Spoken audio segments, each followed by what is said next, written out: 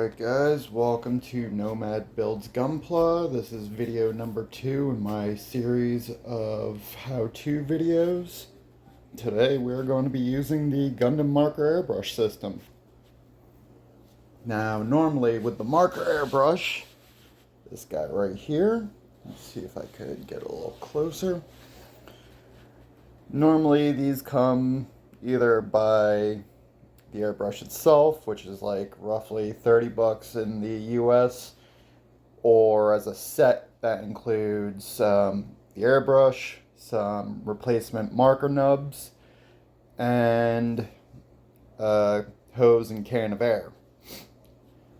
I do have that, except I'm not going to be using that today. I actually have a mini compressor. In order to use this large hose with the marker airbrush, you need to have the pack of Mr. Joint attachments.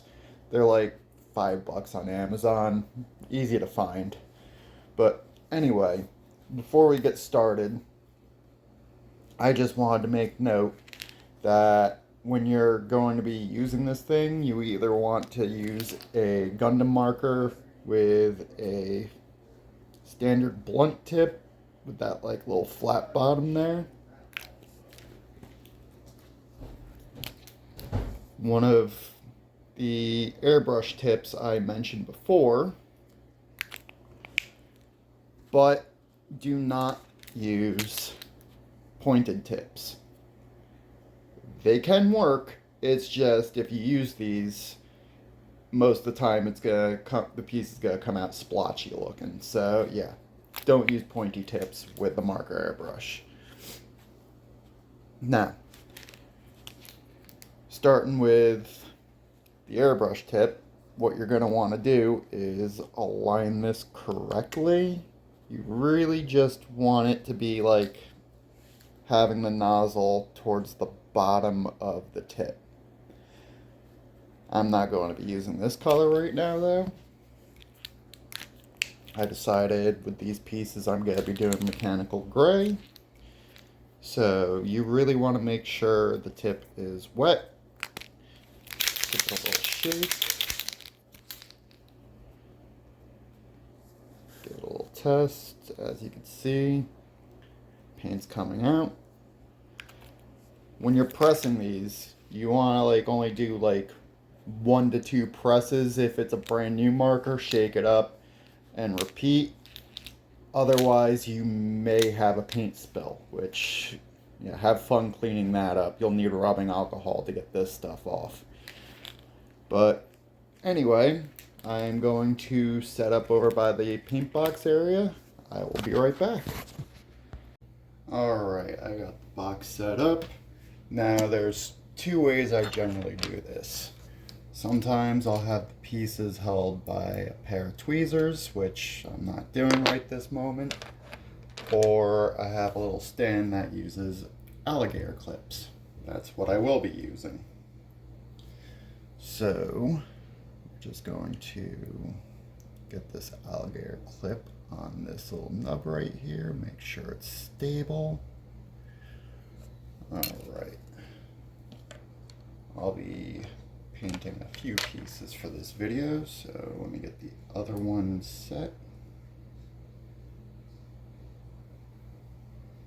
Like so. Alright.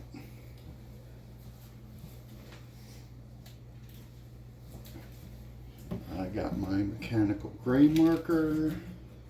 Once again, give it a little shake. I'm going to make sure it's wet, which it is. And then I'm just going to make sure it is correctly aligned. That's the biggest issue people don't do with this thing, is make sure it is correctly aligned. See how it's, the nozzle's going against the bottom of the marker? That's how you want it. We'll give it a little test burst against the box. Alright.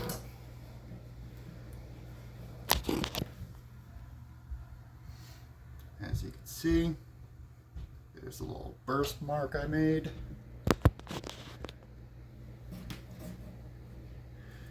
Time to paint.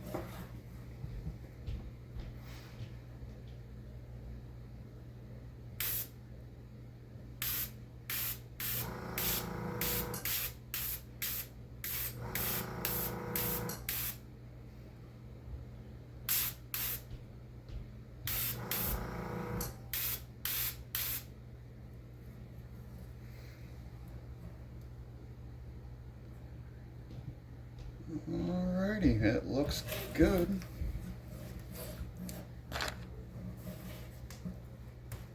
The one on the left is what I just painted, mechanical gray. The one on the right is the stock color. As you can see, the mechanical gray is a little lighter. Afterwards, I'm going to be matte coating that piece. So I will probably be doing that for the next video. Anyway, I am going to break out the white pieces. I will be right back. Alright, so one thing I forgot to mention, especially with white paint. Paint bleed with Gundam markers is absolutely a real thing. So I am not going to be using alligator clips with these pieces. I instead have a designated pair of tweezers that I use to hold any sort of white pieces I'm painting. So as before, make sure that the marker is correctly aligned. It's a little harder to see with white, but it is. And I am going to find the best place to grab this piece, which probably about right there, since it looks like something connects right there. And I am going to paint this. Keep in mind, with Gundam markers, they dry relatively quick, unless you're dealing with plate silver. That takes hours to dry, but any other color only takes like a few minutes.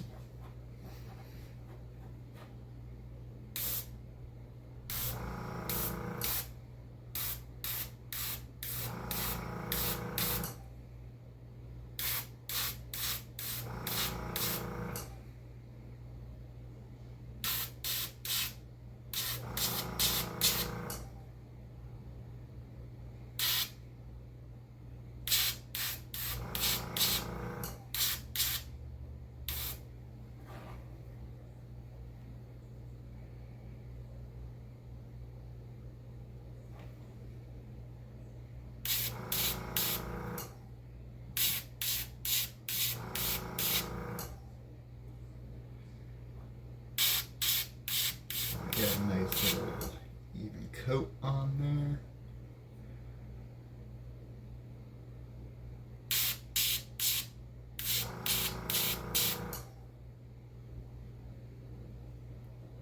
Also, the main reason why I do paint over the white pieces is to add a little bit of texturing to it.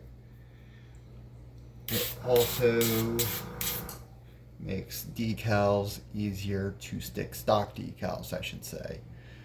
Like if you're ever decaling, which is going to be getting done in a later video, you really want to not even apply it to a painted piece. You want to use a top coated piece, which that'll come next.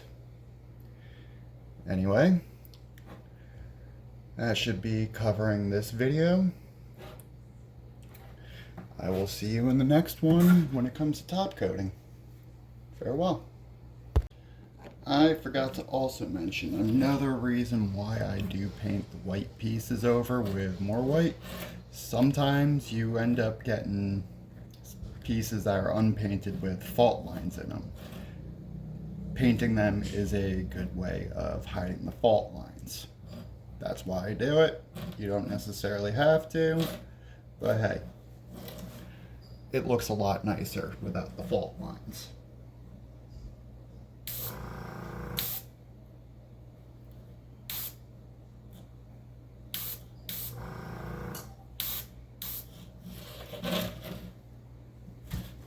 I know I said I would be doing top coating in my next video, but I decided once he's dry, I am going to be doing lining with a Gundam pencil as my next tutorial. Normally you would do lining after coating, but with the pencil, it's a lot better if you line before coating. Anyway, see you next video.